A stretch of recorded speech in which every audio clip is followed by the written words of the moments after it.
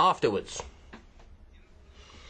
Our next speaker is Mr. Jáuregui for 2 minutes, please.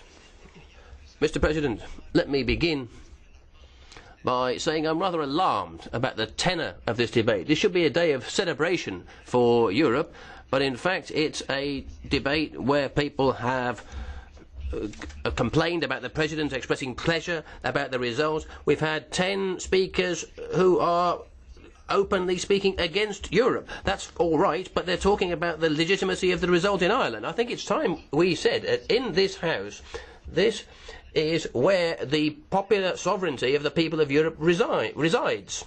9 out of the 10 citizens every 10 citizens represented here is in favour. The major democratic parties are in favour of Europe.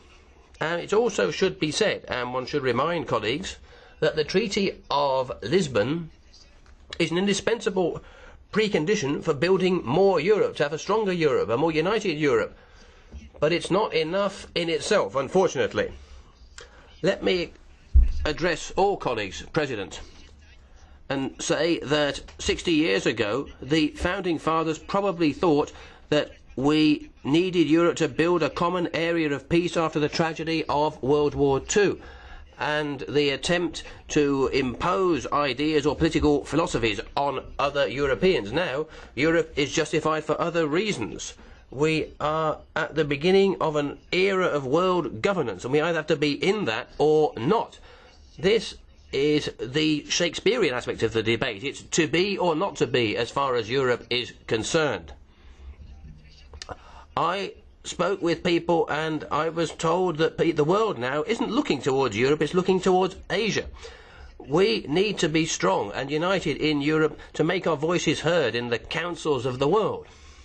If we don't, we won't achieve anything, we won't be able to influence anybody. That's why Lisbon is a road that's open, but we should have to walk down that road. Thank you very much, Mr. Jáuregui, says the President. Let me give the floor to Mr. Duff for 2.5 minutes.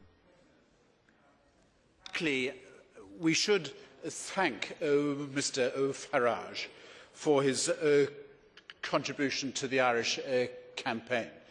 His singular style of post-colonial